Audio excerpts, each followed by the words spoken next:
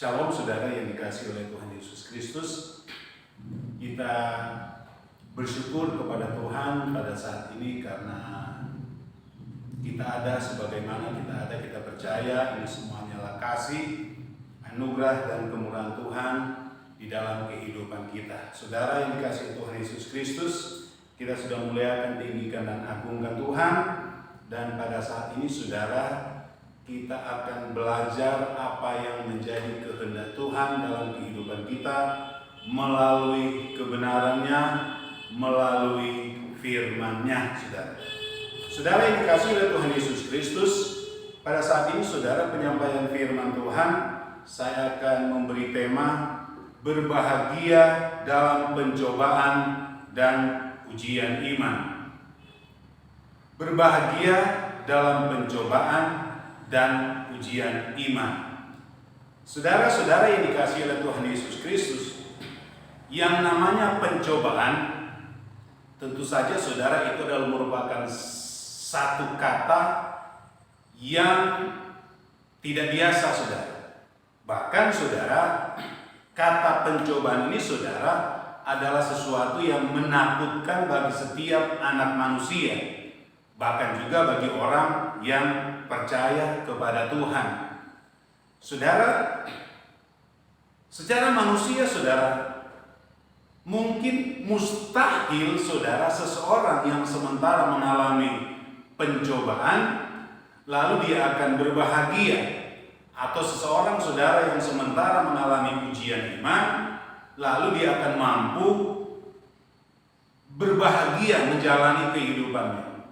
Nah, saudara yang dikasihi oleh Tuhan Yesus Kristus, kita sebagai orang yang percaya kepada Tuhan, salah satu alasan kita dan dasar kita saudara adalah firman Tuhan untuk menjalani kehidupan kita sebagai orang yang percaya kepada Tuhan. Saudara yang dikasihi Tuhan Yesus Kristus, kita akan membaca firman Tuhan yang saya ambil di dalam kitab Yakobus pasalnya yang pertama atau pasal 1.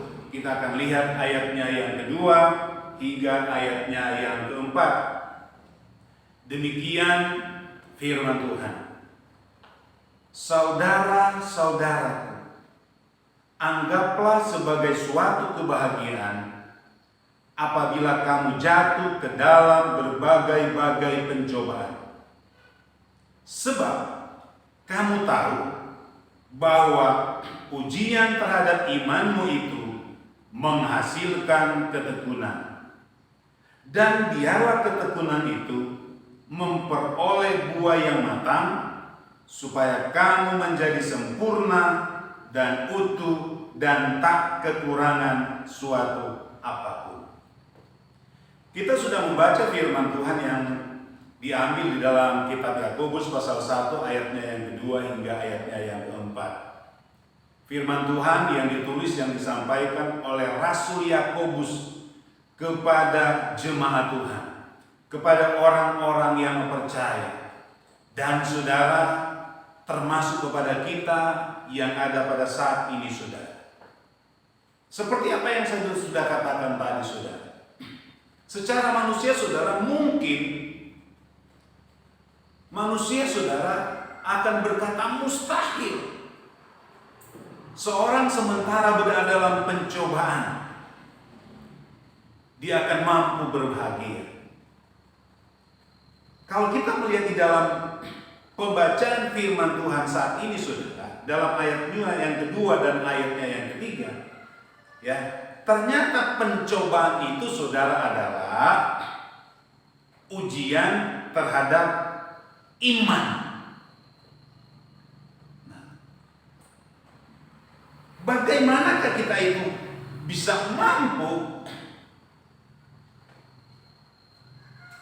berperasaan, berhati, berbahagia di saat sementara kita berada di dalam pencobaan, di saat kita sementara berada di dalam ujian iman kita, saudara.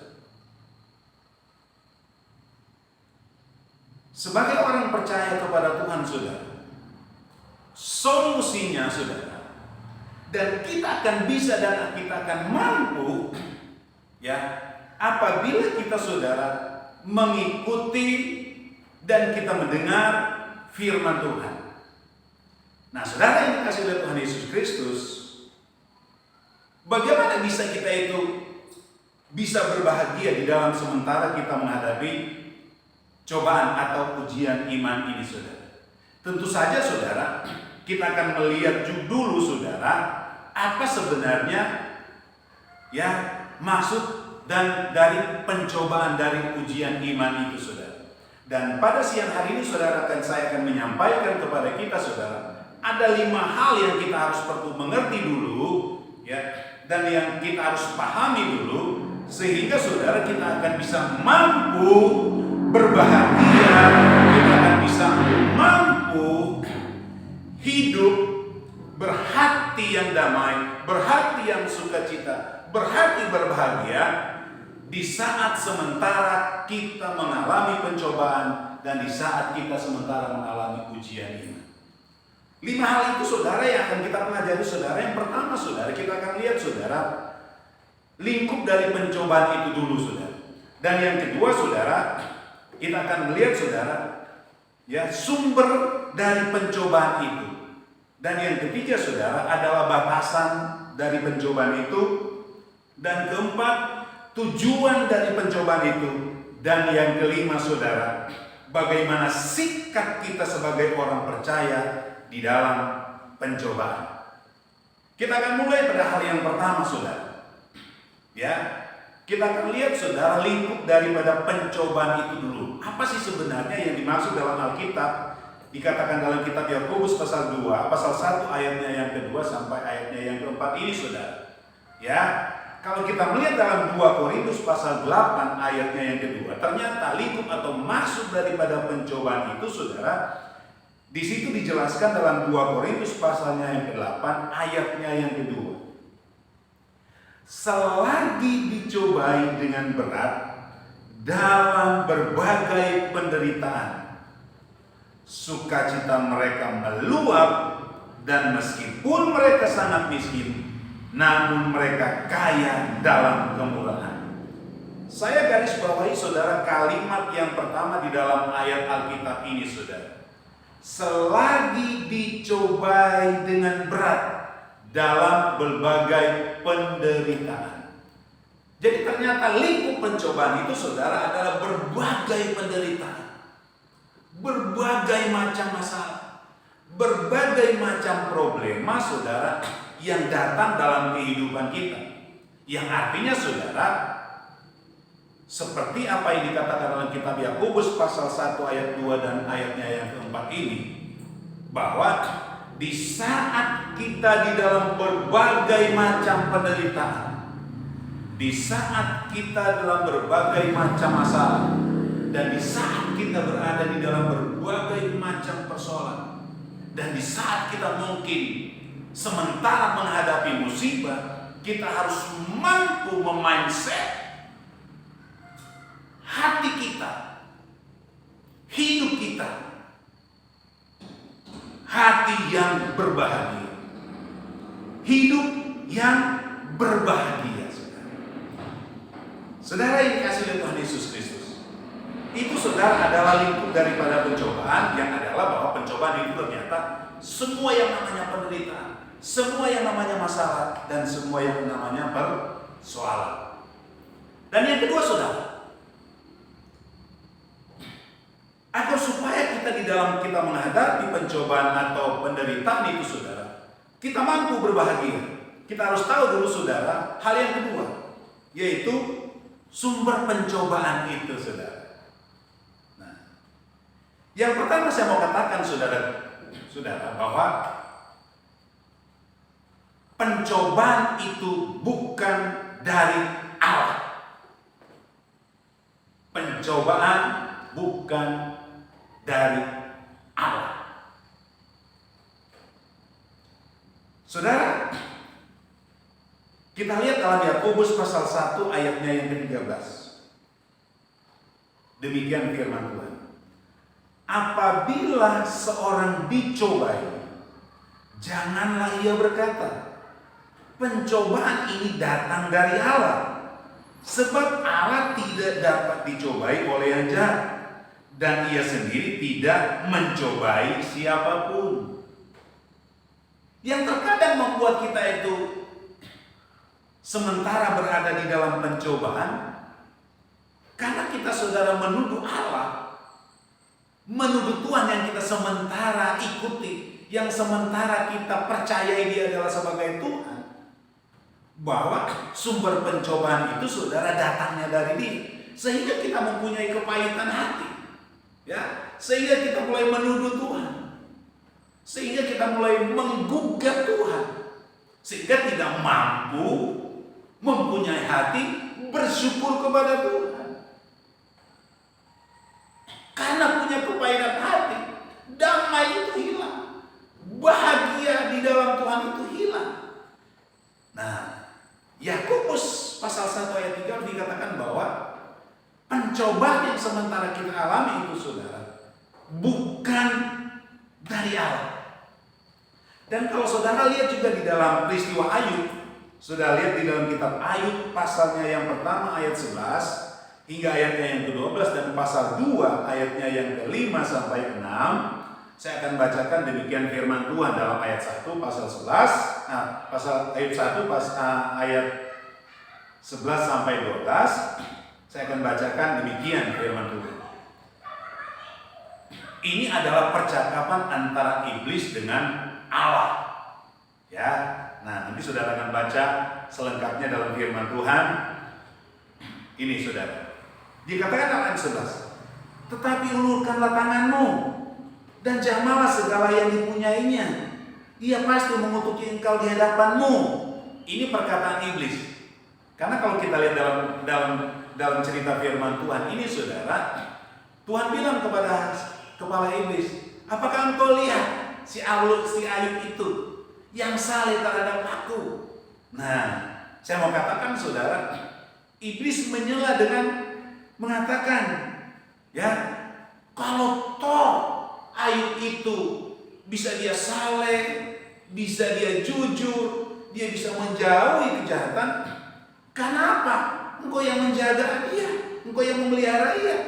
Makanya dikatakan ayat 11, dikatakan begini, tetapi ulurkanlah tanganmu dan jamalah segala yang dipunyainya, ia pasti mengutuk engkau di hadapanmu.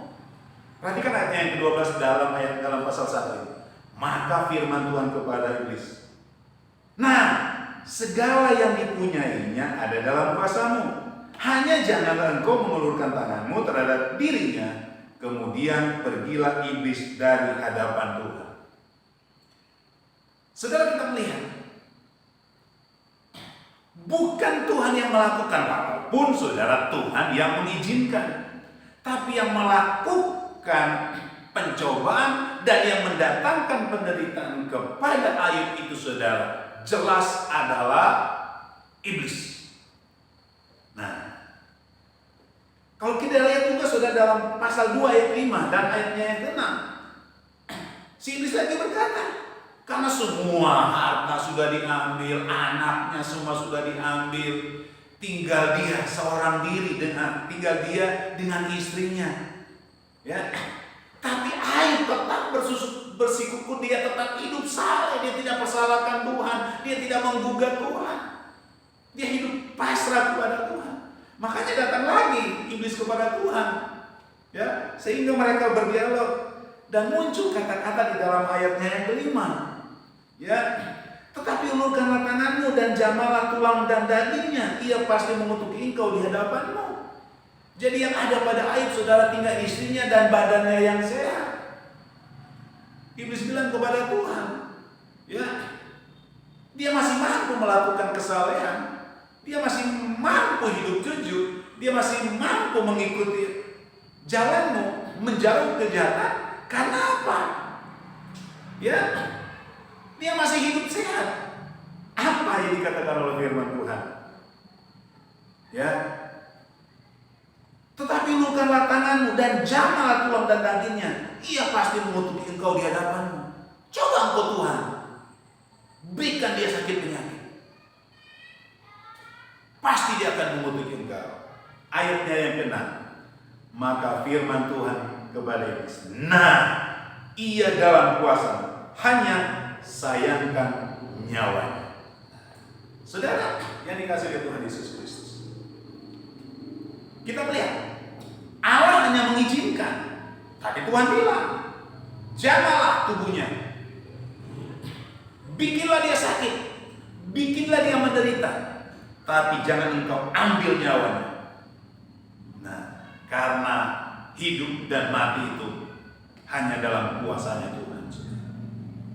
Saudara yang dikasih oleh Tuhan Yesus Kristus, berarti sumber masalah, sumber penderitaan, sumber daripada pencobaan itu, saudara, adalah dari iblis.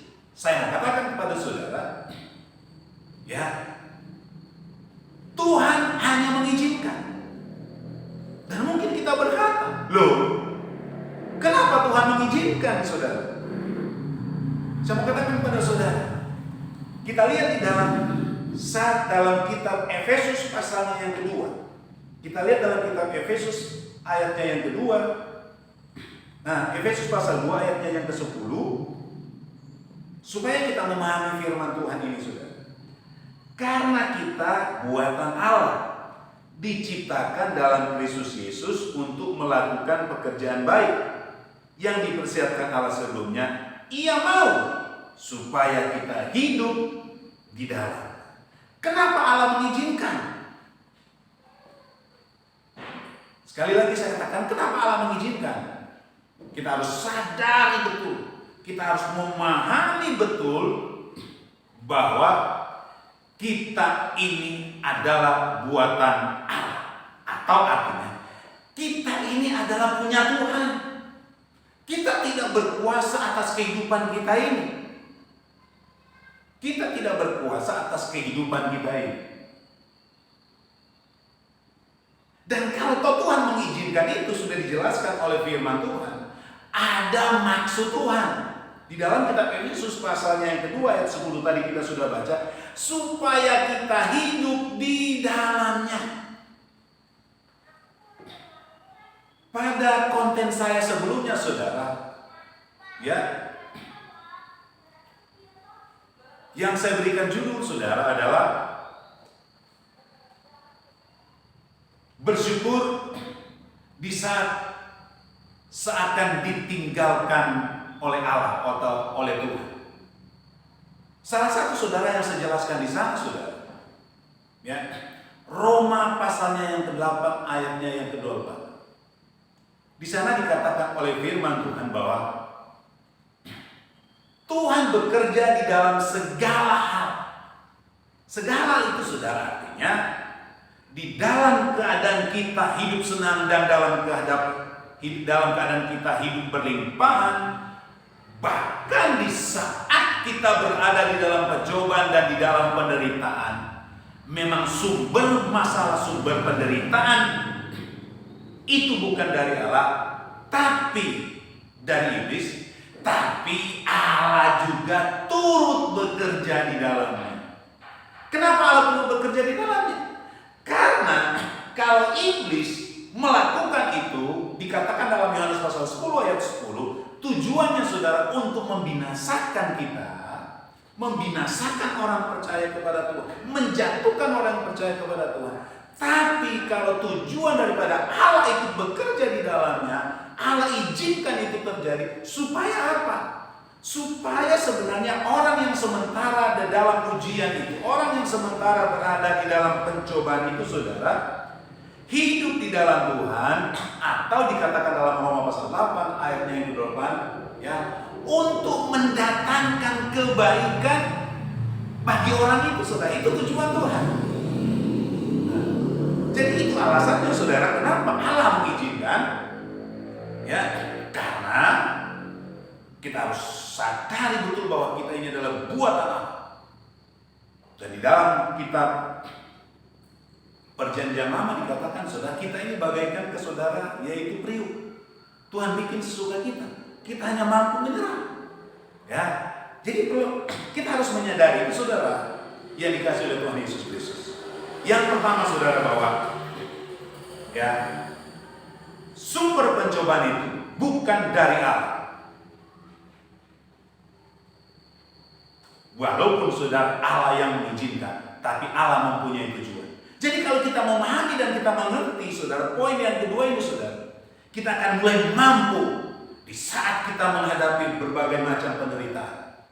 Kita tidak akan mempunyai kepahitan hati kepada Tuhan, yang akhirnya membuat kita sudah tidak mampu berbahagia di dalam pencobaan dan dalam penderitaan, dalam ujian iman itu, saudara.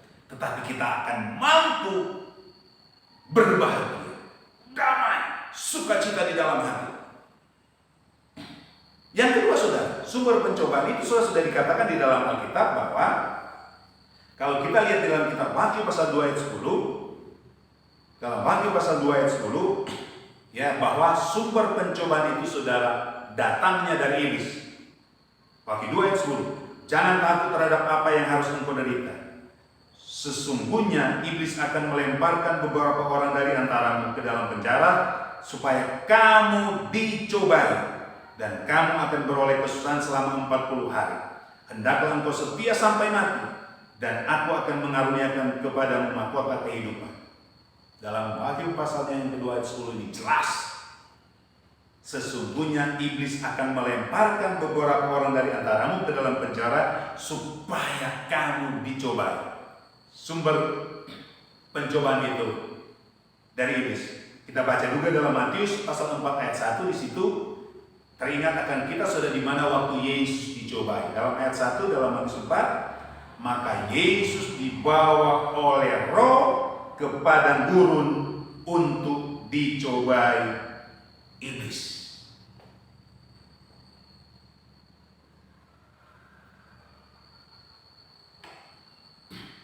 Pencobaan itu datangnya dari iblis. Dan yang ketiga, pencobaan itu karena keinginan sendiri. Nah, kita lihat dalam Yakobus pasal 1 ayat 14. Tetapi tiap-tiap orang dicobai oleh keinginannya sendiri, karena ia diseret dan dipikat olehnya. Jelas dalam Alkitab bahwa seorang mengalami pencobaan, seorang mengalami ujian iman, seseorang mengalami penderitaan, itu bukan datang dari Allah. Kalau Allah sifatnya, saudara, hanya mengizinkan karena Allah mempunyai tujuan. Dan yang kedua, saudara, sumber pencobaan itu datangnya daripada iblis. Dan yang ketiga, karena keinginan sendiri, karena nafsu. Saya mau kasih contoh, saudara. Karena datangnya dari keinginan sendiri. Kenapa seseorang, saudara, pada akhirnya dia menderita penyakit diabetes? Karena mungkin di dalam hidupnya dari mudanya dia, saudara, dia tidak menjaga menu makannya, saudara. Ya, dia nafsu dengan keinginan dia, saudara, untuk mengkonsumsi, saudara, yang lebih banyak karbohidrat, yang menumpuk, ya, kalori itu, saudara, yang tidak bisa diproses oleh pankreas, saudara, untuk menjadi energi, saudara, ya, sehingga, saudara, dia itu bertumpuk di dalam darah menjadi gula. Pada akhirnya, saudara, seseorang pada masa tuanya, saudara, mengidap penyakit gula, kolesterol. Karena apa? Keinginan sendiri. Karena mungkin seseorang itu, saudara, lebih senang memakan, saudara, ya, daging-daging yang mengandung banyak protein dan lain sebagainya. Nah, kalau kita mengerti hal itu semua, saudara, kita tidak akan menuduh hal. Kita akan jauh terhindar daripada komplain atau, saudara, menggugat Tuhan. Ya, saudara yang dikasih oleh Tuhan Yesus Kristus, kita akan mampu menerimanya semuanya, saudara. Saudara yang dikasih oleh Tuhan Yesus Kristus, kita lihat hal yang berikutnya, saudara. Hal yang ketiga, yaitu batasan pencobaan. Kalau kita baca dalam 1 Korintus pasal 10 ayatnya yang 13, ya, Demikian firman Tuhan. Pencobaan-pencobaan yang kamu alami ialah pencobaan-pencobaan biasa yang tidak melebihi kekuatan manusia. Sebab Allah setia, dan karena itu Ia tidak akan membiarkan kamu dicobai melampaui kekuatanmu. Pada waktu kamu dicobai, Ia akan memberikan kepadamu jalan keluar sehingga kamu dapat menanggungnya. Ada beberapa hal di sini yang dikatakan dalam Alkitab. Kita tahu batasan, saudara, bahwa kalau toh kita sementara mengalami katanya penderitaan, pencobaan itu sudah, kita harus tahu kata firman Tuhan, itu tidak akan melampaui kekuatan kita. Kita mungkin berkata, enak aja Om Mana katakan begitu. Saya sudah tidak mampu, saya sudah tidak kuat. Saya sudah katakan lewat firman Tuhan tadi, saudara, bahwa kita ini adalah buatan Allah. Karena kita ini adalah buatan Allah. Jadi Allah sendiri yang tahu kemampuan kita sampai di mana. Berarti kalau Allah masih mengizinkan kita mengalami hal itu, memang kita berkata saya tidak mampu lagi. Tapi Tuhan berkata kamu masih mampu. Kamu saja saudara yang tidak mau. Karena kita ini adalah buatan Allah yang tahu kemampuan kita, saudara, adalah Allah itu sendiri dalam Yesus Kristus. Makanya kenapa Sang Firman itu turun dalam dunia ini menjadi manusia yang dinamakan Yesus. Dia mengambil rupa menjadi manusia. Supaya apa? Dia tahu kelemahan manusia. Dia tahu sampai di mana batas atau titik lemahnya manusia. Dan dikatakan oleh firman Tuhan, sampai pada titik itulah saudara, dia angkat semua kelemahan kita. Dia bawa sehingga di saat kita menghadapi masalah, setitik rendah apapun saudara, Tuhan katakan, aku semua sudah mampu mengangkatnya itu saudara. Melalui kemenangan yang diberikan kepada kita, bangkit dari antara orang mati. Persoalan apa lagi saudara yang lebih besar daripada kematian seseorang? Seorang yang sudah mati berarti persoalannya, penderitaannya sudah berakhir atau sudah pada titik yang paling rendah. Tapi Yesus sudah sampai pada titik yang paling rendah, mati. Tapi dia bangkit dengan sendiri. Itu artinya dia mampu mengatasi semua persoalan, semua pencobaan, semua penderitaan kita saudara. Sampai pada titik yang paling rendah.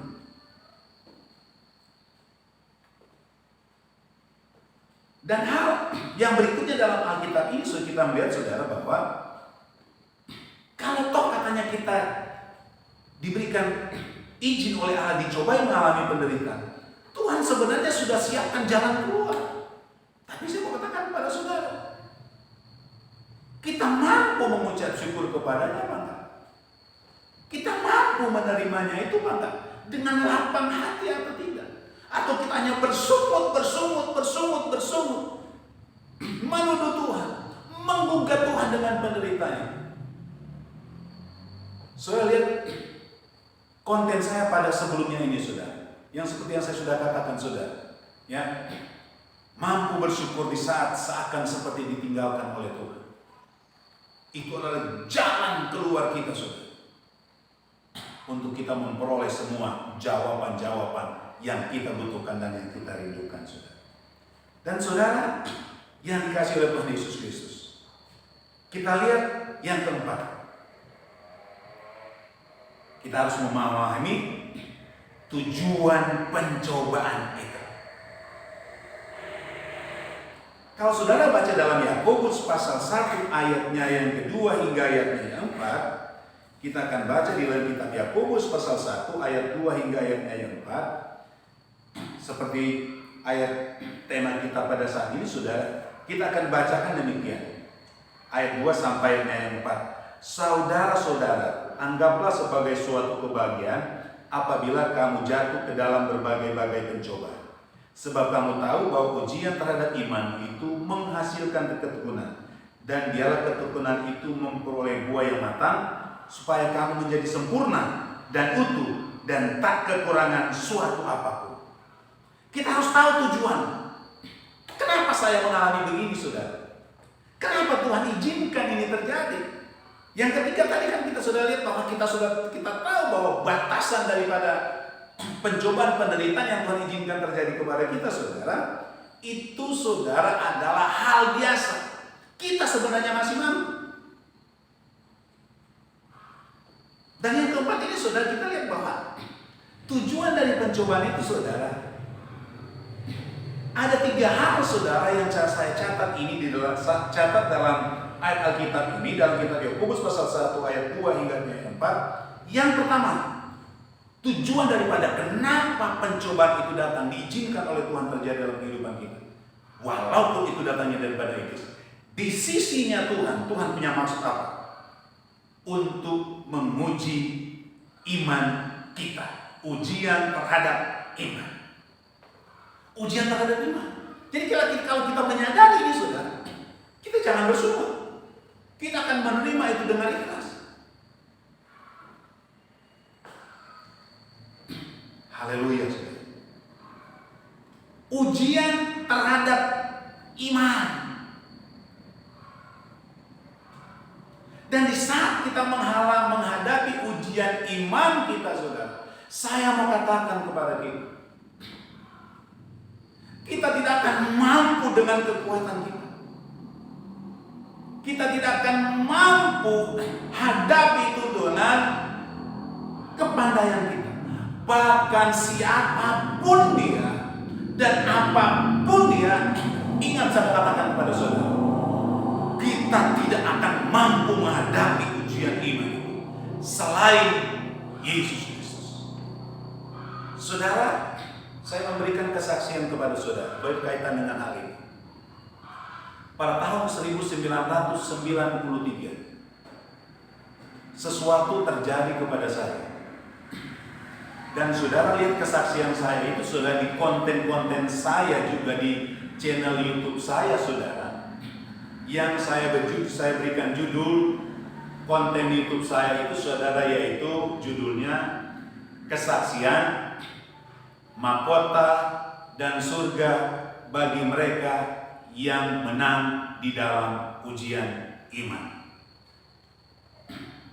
Judul konten itu saudara sudah lihat di channel YouTube saya atau channel Utuslah Aku dengan judul Kesaksian, Mahkota dan Surga bagi mereka yang menang di dalam ujian iman. Dari sekian banyak peristiwa yang Tuhan perlihatkan kepada saya, dalam keadaan saya sadar, dalam keadaan saya sadar seperti demikian, tiba-tiba Tuhan menggunakan mata saya, memperlihatkan. Dan nanti jelas saudara lihat konten saya itu saudara, di mana Tuhan perlihatkan mata saya, dan Tuhan berkata, karena waktu itu saudara begini, mata saya saudara tiba-tiba fokus mata ini saudara tertutup dengan gumpalan darah. Yang artinya begini, kalau saya fokus melihat ke depan, tapi melihat ke depan ini saudara berupa gumpalan darah merah, tapi pinggir mata ini masih bisa melihat apa yang ada di sekeliling saya, karena saya bukan mimpi, saya sadar seperti demikian, tapi mata saya tiba-tiba terjadi begitu. Nah, seperupanya saudara, mata terjadi seperti begitu ada maksud Tuhan. Nah, saya sementara duduk, tiba-tiba suara berkata, "Anakku, anakku, engkau akan diuji." Ya. Setelah kata audible itu saudara berkata demikian, tiba-tiba saudara fokus mata saya saudara yang berupa gumpalan darah itu seperti saudara nonton layar tancap, ya. Nah, berubah. Saya melihat seseorang, dia berperawakan manusia tapi menyeramkan dan kepalanya bertanduk, dan dia membawa tongkat yang berbentuk trisula. Jadi ujung-ujung tombaknya itu saudara tiga. Ada tiga. Tongkat itu saudara, tapi tiga mata tombak saudara. Nah, setelah Tuhan berkata engkau akan dipuji, tahu-tahu tiba berubah seperti itu saudara. Dan apa yang terjadi? Saya melihat dia datang nombak saya.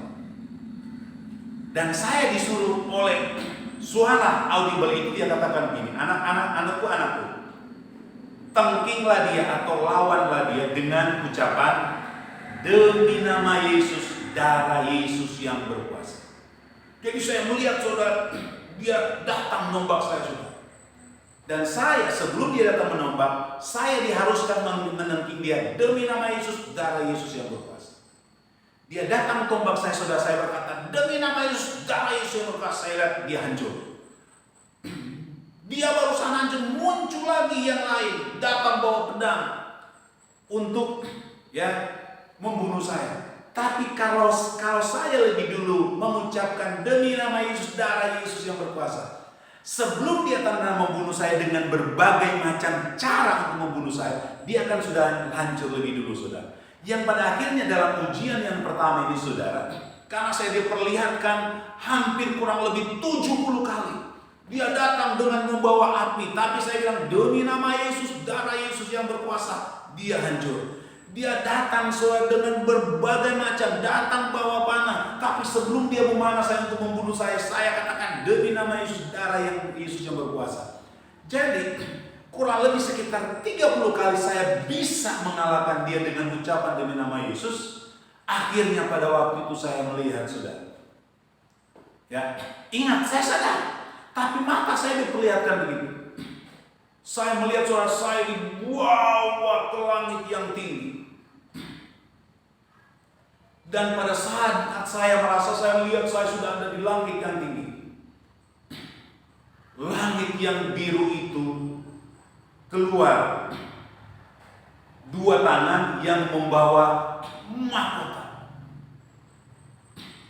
Dan mahkota itu sudah dipakaikan di kepala saya. Dan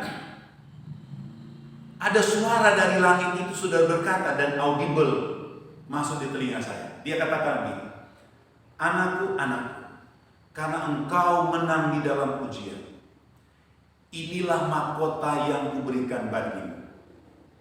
Dan setelah saya dikasih mahkota di kepala saya ini saudara, yang terasa waktu itu saudara terasa wah sejuk, hatinya damai. Karena saya sementara memperlihatkan itu tapi terasa damai. Setelah dia berkata demikian, setelah dia kasih mahkota itu dan berkata demikian, karena saya berada di ketinggian langit yang tinggi saudara, dia katakan, suara itu berkata, anakku lihatlah ke bawah. Dan saya melihat saudara, dia tunjukkan satu kota yang mengkilap dengan cahaya. Dan dia berkata, itulah surga yang akan kuberikan kepadamu apabila engkau menang di dalam ujian.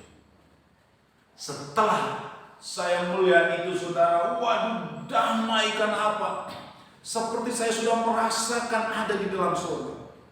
Damai saudara, walaupun mata saya memperlihatkan itu saudara. Nah setelah semuanya itu tiba-tiba saudara hilang. Mata saya saudara kembali normal melihat seperti begini. Ya, nah, terus itu terjadi saudara waktu saya masih duduk di ruang tamu. Setelah peristiwa itu saudara, saya mau ke toilet. Nah, sementara dari ruang tamu untuk menuju ke toilet harus melewati di rumah kami waktu saudara melewati ruang makan. Nah, di saat saya melangkahkan kaki saya di ruang makan, tiba-tiba mata saya ini juga saudara tertutup dengan gumpalan darah itu saudara. Sehingga saudara apa yang terjadi? Ya karena saya melihat begini nggak bisa karena sudah tertutup dengan gumpalan darah. Walaupun saya tahu ini ada kursi untuk di meja makan saudara. Akhirnya saudara saran saya meraih gini saudara untuk mencari tempat duduk. Ya. Tapi ingat saya sadar. Cuma fokus mata yang dikuasai seperti begini. Di saat saya duduk di kursi di ruang makan saudara, suara lagi berkata, "Anakku, anakku, engkau akan diuji.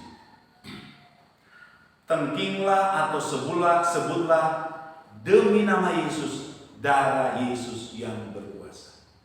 Saudara yang dikasihi oleh Tuhan, di saat itu saya diuji kembali seperti ujian yang pertama, yaitu saya melihat lagi seorang yang berperalatan manusia yang mukanya menakutkan, seram saudara, tapi bertanduk dua dan bawa tongkat trisula. Dia datang lagi menombak saya, tapi saya harus menyebut demi nama Yesus. Jadi seperti ujian yang pertama. Karena saudara, pada ujian pertama, bayangkan saya dengan kecepatan harus menyebut demi nama Yesus, darah Yesus, demi nama Yesus, darah Yesus berkuasa, demi nama Yesus, darah Yesus berkuasa, demi nama Yesus, darah Yesus berkuasa. Akhirnya pada ujian pertama ini sudah kering. Tenggorokan kerongkongan ini saudara sudah kering. Akhirnya pada ujian yang kedua, ya, barusan berapa kali saudara dia menguji saya dengan datang mau tombak saya, datang mau panah saya, datang mau bacok saya. Akhirnya saudara, saya tidak dapat lagi bisa menyebut demi nama Yesus, darah Yesus yang berkuasa. Jadi kalau dia berhasil membacok saya, dia berhasil membunuh saya saudara, yang terasa di kaki saya ini mulai rasa mati, nggak rasa apa-apa. Dan pada ujian yang kedua itu saudara, seperti saya katakan, karena sudah kering, sehingga saya nggak bisa lagi. Akhirnya saya kalah saudara, ya. Tapi waktu itu karena saya mengerti dan saya sadar, waduh, saya tidak bisa menengking dia dengan ucapan demi nama Yesus, darah Yesus yang berkuasa, karena ini sudah kering. Dan waktu itu saudara, sekian banyak orang sudah mengelilingi saya karena mereka anggap saya waktu itu saudara, ya, orang sudah stres mungkin saudara. Nah, karena memang tidak memahami, mereka tidak memahami. Dan saya berpikir untuk mengatasi ini supaya bisa nyebut lagi, ya, harus minum air. Nah, akhirnya saya berkata dari orang banyak itu, saya minta air. Yang memberikan sama saya waktu itu adalah seorang tua-tua gereja. Karena pada waktu itu rumah kami waktu itu saudara samping gereja. Pada waktu itu persis hari Jumat, waktu itu saudara para majelis gereja, para pelayan-pelayan gereja pada waktu itu saudara, pada hari Jumat itu mereka sementara puasa sehari. Makanya karena mereka waktu itu dengar di rumah saudara waktu itu saya sudah ribut dengan omong itu, mereka pada datang saudara melihat saya. Nah, pada waktu saya mengatakan saya minta air, saya minta air, ya, seorang tua-tua gereja yang adalah teladan di gereja kami waktu itu saudara, dia ambil air putih di gelas yang bening, dia berikan sama saya. Memang di sisi yang lain fokus mata saya saudara melihat saya tapi masih minta air, saya lihat saya kalah. Tapi waktu dia kasih air, karena seperti saya katakan fokus mata melihat itu, tapi saya masih bisa melihat lewat samping, tahu siapa yang di sekeliling saya. Si tua-tua gereja tadi sudah itu kasih saya air putih sudah, karena saya minta air, dia dengan cepat ambil. Saya melihat saudara dia mengasih saya saudara air putih di gelas yang bening seperti ini. Di waktu saya ambil dan saya lihat air putih, tapi di saat mulut saya menyentuh gelas ini saudara untuk minum, ternyata di dalam air putih, di dalam gelas itu ular. Karena saya lihat ada ular, saya buang gelas itu. Dan di saat saya buang gelas ini yang perlu saya katakan kepada saudara, ada suara audible berkata begini, anakku, anakku, di saat engkau diuji, tidak ada apapun dan siapapun yang dapat menolong engkau kecuali aku, Yesus. Saya diberitahu bahwa di saat saya sementara diuji katanya, Tidak ada apapun dan siapapun yang menolong aku kecuali Yesus. Saya buang gelas. Tapi di saat saya buang, karena saya lihat saya sudah nggak berdaya, rasa mati sudah mulai naik. Karena saya kalah, terus saya lihat. Karena saya waktu itu saudara butuh juga sekitar 30-an kali harus nangking. Tapi saya sudah nggak bisa nangking karena ini sudah kering. Saya teriak lagi yang kedua, minta air. Padahal gelas tadi barusan saya buang. Si tua-tua gereja lagi tadi dengan cepat ambil gelas, kasih air walaupun gelas yang tadi sudah pecah karena saya buang. Dia kasih dan saya lihat lagi dia kasih begini karena saya fokus begini, saya lihat dia kasih. Saya ambil dan di waktu saya lihat dengan mata sisi saya sebelah ini karena fokusnya melihat supaya sementara diuji. Nah, saya ambil saudara itu memang air putih karena gelasnya warna putih. Tapi di waktu saya mau minum, gelas menyentuh bibir saya. Apa yang terjadi? Saya lihat kalau yang pertama tadi yang saya lihat ular, tapi setelah yang kedua saya lihat kalajengking. Siapa yang meminum kalajengking? Akhirnya karena saya lihat itu kalajengking, saya nggak jadi minum. Saya buang lagi gelas yang kedua. Di saat saya buang lagi gelas yang kedua itu suara lagi datang berkata begini, anakku, aku sudah katakan kepadamu, di saat engkau diuji, tidak ada apapun dan siapapun yang dapat menolong engkau kecuali aku, Yesus. Simpul katanya saudara, saya kalah. Akhirnya karena saya kalah, rasa mati sudah sampai di sini, saya sudah kaku dan pada akhirnya saudara, saya waktu itu jatuh, ya, dan pada waktu saya jatuh, saya diperlihatkan saudara, saya dibawa oleh seorang algojo ke suatu gunung, puncak gunung. Dan di atas puncak gunung itu dia perlihatkan suatu lembah yang lebar yang tidak ada ujungnya. Tapi lembah itu saudara adalah api. Dan di puncak gunung itu saudara, dia melemparkan saya saudara.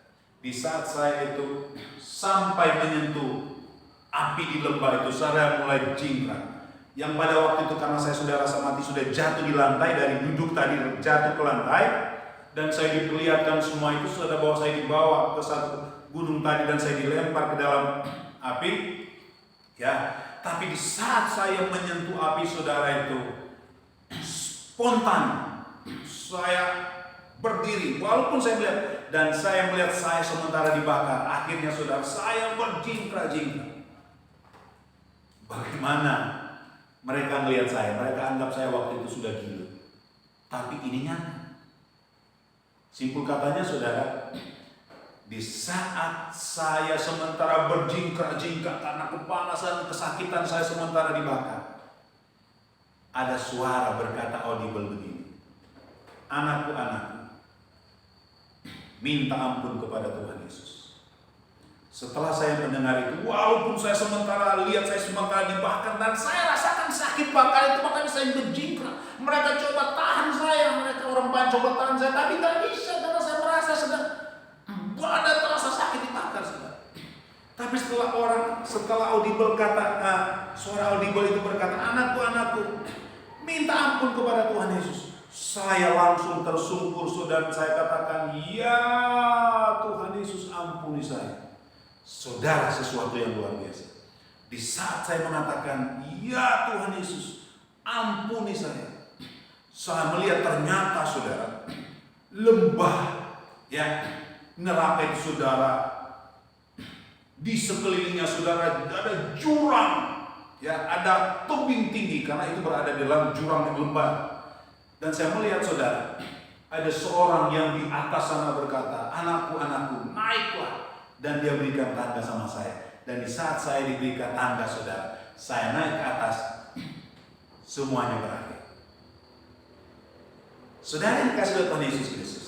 Tapi yang saya mau katakan kepada saudara bahwa, karena kita masih membahas saudara, tujuan dari pencobaan itu saudara adalah ujian terhadap iman. Di saat kita mengalami pencobaan, diri sendiri pun tidak bisa menolong kita selain Yesus. Saudara, di kesaksian saya itu saudara, yang seperti yang sudah katakan tadi, saudara, di channel YouTube saya, konten-konten saya sebelumnya saudara, yaitu yang saya lihat saudara di kesaksian saudara yang berjudul kesaksian mahkota dan surga bagi mereka yang menang di dalam ujian. Dan di dalam Yakobus pasal 1 ayat 2 sampai 4 tadi kita melihat yang pertama ujian terhadap iman. Dan yang kedua saudara, supaya menghasilkan ketekunan. Dan yang ketiga saudara, supaya kita menjadi sempurna. Jadi kalau kita memahami saudara tujuan pencobaan, tujuan penderitaan, ini menurut firman Tuhan, menurut Yakobus pasal 1 ayat 2 sampai 4, ada 3 hal, yaitu ujian terhadap iman, supaya kita itu menghasilkan ketekunan, dan supaya kita menjadi sempurna. Kita tidak akan mempunyai kepahitan hati, malah kita akan rasa bangga karena ternyata Tuhan peduli. Biar saya apa? Makin tekun di hadapan Tuhan, biar saya menjadi sempurna di hadapan Tuhan. Dan tujuan pencobaan yang kedua saudara, kita lihat di dalam Ayub pasal 2. Ayub pasal 2, di situ kita dapati saudara bahwa ternyata tujuan Allah itu saudara mengizinkan iblis mencobai Ayub karena Tuhan mau membuktikan kesalehan Ayub, kejujuran Ayub, dan ketakutan Ayub terhadap Allah, dan seberapa jauh Ayub itu memang menjauhi kejahatan. Artinya, ternyata Tuhan punya keinginan saudara, mengizinkan kita mengalami ujian dan pencobaan itu, mengalami penderitaan, masalah dan pencobaan apapun saudara, supaya saudara kita makin saleh, kita makin jujur, kita makin takut akan Allah, dan kita semakin menjauhi kejahatan. Itu berdasarkan Ayub pasal 2. Dan kalau kita lihat juga di dalam kitab 1 Petrus pasal 5 ayat 5 sampai 9, kita dapat di sana saudara tujuan dari pencobaan itu saudara. Yang saya akan ambil pokoknya saja saudara, di dalam 1 Petrus pasal 5 itu ayat 5 sampai 9. Yang pertama, karena Tuhan mau supaya Tuhan tahu kerendahan hati kita kepada sesama kita, untuk mengajar kita supaya kita itu rendah hati terhadap sesama kita. Dan yang kedua, untuk kita rendah diri atau berserah kepada Tuhan. Dan yang ketiga, supaya segala kekhawatiran kita hanya serahkan kepada Tuhan. Dan yang keempat, supaya saudara kita melawan iblis dengan iman yang teguh. Karena kita tahu bahwa pencobaan itu, penderitaan itu sudah datangnya daripada iblis. Kita lawan dengan iman yang teguh. Saudara, saya mempunyai kesaksian lagi. Dan kesaksian saya ini saudara, saya sudah bagikan melalui channel YouTube saya, yaitu channel YouTube Putuslah Aku ini, yaitu apa yang terjadi pada saya pada tahun 2011. Itu kelanjutan dari peristiwa tahun 1993. Jadi akhir dari semua ujian-ujian saya di tahun 1993, pada waktu itu saudara, dada saya merasa panas. Rupanya rasa panas itu saudara, ternyata saudara adalah jantung koroner. Dan jantung koroner itu saudara saya hadapi, saya alami pada tahun 2011. Dan saya mau katakan kepada saudara yang dikasihi Tuhan Yesus Kristus, pada waktu itu saudara, saya berulang kali berobat ke dokter spesialis jantung dan pembuluh darah. 3 kali saya berobat, akhirnya dokter menyerah. Dan saudara lihat di kesaksian saya juga saudara itu, yaitu di konten saya sebelumnya saudara, kesaksian saya yang saya berikan judul saudara, divonis mati dokter, pulang ke rumah tunggu kematian dengan mengucap syukur dan menyembah Tuhan. Saudara lihat judul kesaksian saya saudara. Setelah saya divonis mati oleh dokter saudara, dan mendengar, dan dokter waktu itu sudah divonis mati, dan dia mengatakan menyerah, dan dia akan merujuk saya ke rumah sakit di Jakarta, ke Cipto saudara. Tapi karena melihat biaya, mendengar biaya yang dikatakan oleh dokter, saya harus siapkan sekian puluh juta saudara, dan waktu itu saya nggak sanggup dan saya memilih pulang ke rumah. Dan di saat saya pulang ke rumah, saya hanya tunggu kematian. Tapi apa yang saya lakukan pada waktu tunggu kematian, saudara? Yang pertama, ya, saya mensyukuri. Memang awalnya saya komplain. Memang awalnya kurang lebih 2 minggu saudara, saya menggugat Tuhan. Tapi setelah ada sesuatu saudara yang terjadi, saudara, karena setelah saya membaca salah satu buku saudara yang tipis itu saudara, yang ditulis saudara oleh evangelis Kenneth Hagin saudara, dan membuat saudara itu mengerti saudara. Dan akhirnya pada waktu yang saya lakukan hanya mengucap syukur dan mengucap syukur. Sambil mengucap syukur saya menyembah Tuhan. Dan sambil menyembah Tuhan, saya berulang-ulang kali berkata, hai setan, hai setan, sampai kapanpun aku tidak akan tunduk kepadamu. Ya. Jangan dikira bahwa apa yang engkau izinkan terjadi sama saya ini akan membuat saya itu menjauh dari Tuhan, akan membuat saya tinggal pelayanan. Tidak, saya katakan. Berulang kali dan berbulan-bulan. Karena waktu itu saudara 1 tahun lebih saya menderita. Penyakit memang makin terasa berat. Nafas berbulan-bulan hampir mau putus, sedangkan hidup seorang diri. Dan saya sudah tidak mau ke dokter waktu itu saudara. Tapi saudara, mujizat terjadi. Sekarang tahun 2021, kita tarik ke belakang 2011. Sekarang sudah 10 tahun. Tuhan menolong saya, bisa melayani Tuhan. Karena yang saya lakukan saudara waktu itu saudara apa?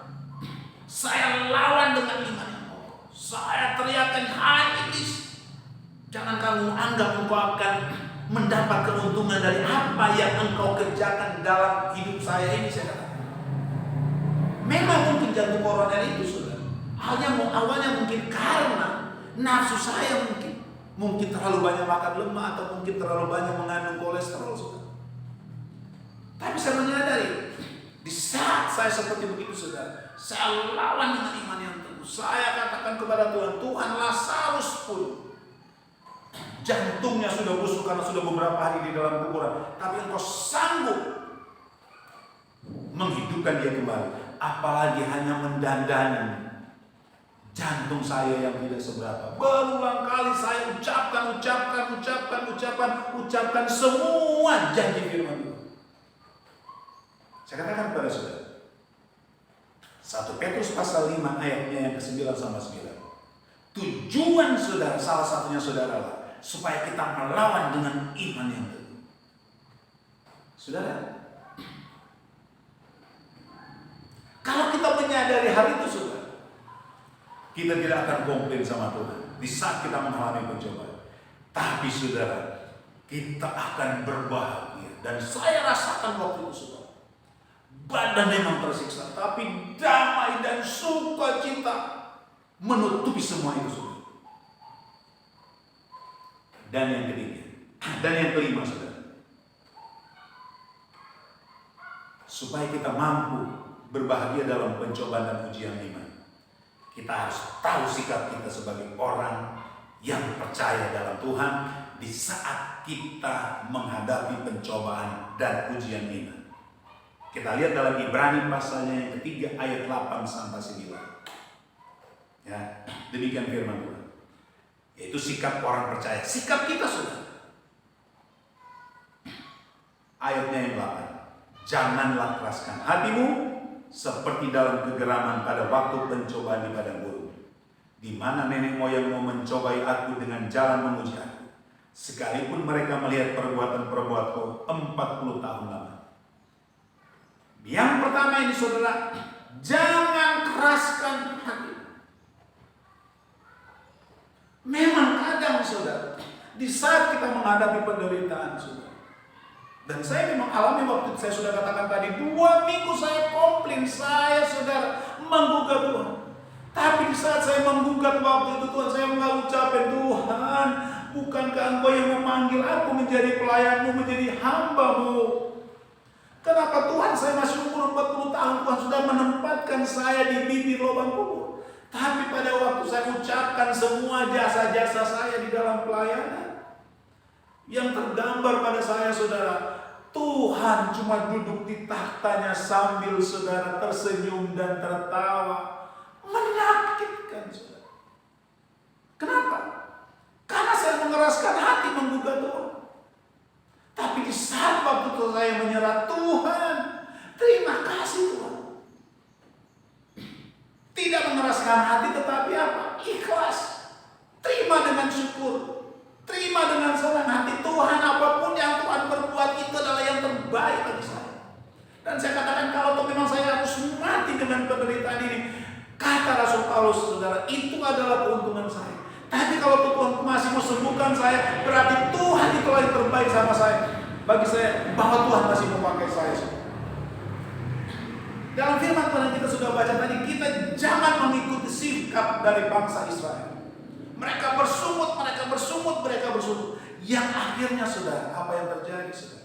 Seharusnya perjalanan saudara dari Mesir ke bangsa Israel, ke tanah Kanaan, hanya saudara membutuhkan waktu saudara sebenarnya. Hanya beberapa hari, kurang lebih sekitar 11 hari, saudara. Tapi akhirnya karena sungutan mereka, saudara, tidak mempercayai kuasa Tuhan, tidak mempercayai tuntunan Tuhan, mengeraskan hati, akhirnya menjadi 40 tahun. Bahkan saudara, dari generasi pertama yang keluar daripada bangsa Israel dari tanah Mesir, yang kurang lebih saudara sekitar 3 juta orang Israel yang keluar, yang sampai dan menikmati tanah Kanaan, tanah perjanjian yang dijanjikan Tuhan, hanya 2 orang, hanya Yosua dan Kaleb. Saudara, karena apa? Mengeraskan hati. Untuk itu saudara, sikap kita sebagai orang percaya kepada Tuhan, di saat kita mengalami pencobaan, di saat kita mengalami penderitaan, saudara, terimalah dengan syukur. Menerima dengan syukur itu, saudara, yang akan membangkitkan saudara rasa damai, rasa sukacita. Itulah yang disebut dengan bahagia. Dan saya mengalami itu, saudara. Berbulan-bulan saya mengalami jantung koroner yang mana di setiap detik saya, saudara, taruhannya manis. Tapi yang saya rasakan, saudara, damai sukacita menutupi. Seakan-akan sudah nggak terasa lagi itu, saudara. Karena apa? Bukan dengan sakit, tapi ditutupi dengan rasa damai dan sukacita. Ikhlas menjalani, dan puji Tuhan, 10 tahun sudah Tuhan menolong saya. Dan yang kedua, kita harus bersikap, ya. Kita kembali di dalam Yakobus pasalnya yang pertama. Kita baca ayat 2 dan ayatnya yang ke-12. Ayat 2. Saudara-saudara, anggaplah sebagai suatu kebahagiaan apabila kamu jatuh ke dalam berbagai-bagai pencobaan. Bersikap apa? Anggaplah itu sebagai suatu kebahagiaan. Haleluya. Dan di dalam ayat yang ke-12, berbahagia orang yang bertahan dalam pencobaan, sebab apabila ia sudah tahan uji, ia akan menerima mahkota kehidupan yang dijanjikan Allah kepada barang siapa yang mengasihi. Sikap kedua saudara adalah apa? Bertahan dalam pencobaan, bertahan dalam penderitaan, bertahan di dalam ujian. Tentu saja bertahan bersama dengan Yesus. Karena kita ada sukacita, kita mampu mengucap syukur kepada Tuhan. Dan kata kita, ingat, kalau kita sudah tahan uji di mata Tuhan, kita akan menerima mahkota kehidupan. Seperti yang diperlihatkan kepada saya. Kalau saya menang di dalam ujian, Tuhan bawa saya ke tingkat langit yang paling tinggi. Dan di langit biru itu sudah keluar tangan yang putih mengkilap, bawa mahkota, dan dia pakaikan mahkota itu ke saya, saudara. Dan di saat mahkota itu diberikan kepada kepala saya, saudara, yang terasa damai. Bukan hanya itu saja, saudara. Setelah mahkota itu diberikan di kepala saya, dia lihat, anakku, lihatlah surga yang akan diberikan kepadamu. Dan saya melihat waktu itu, saudara, wah, begitu megahnya, saudara. Sehingga saudara hampir waktu saudara sudah tak mau pulang karena melihat kota yang indah itu, saudara. Benar kata firman Tuhan, ia akan menerima mahkota kehidupan yang dijanjikan Allah kepada barang siapa yang mengasihi. Jadi saudara yang dikasihi oleh Tuhan Yesus Kristus, di saat kita menghadapi berbagai macam pencobaan, yang mana pencobaan itu adalah penderitaan, masalah kehidupan kita, yang itu adalah merupakan dari bagian ujian iman kita, saudara. Setelah kita belajar firman Tuhan dari 5 hal ini, saudara, saya yakin saudara, kita akan mampu di dalam Tuhan. Puji Tuhan, kiranya Tuhan memberkati kita semua pada saat ini, saudara. Kiranya firman Tuhan termeterai dalam setiap kehidupan kita. Puji nama Tuhan. Haleluya. Shalom.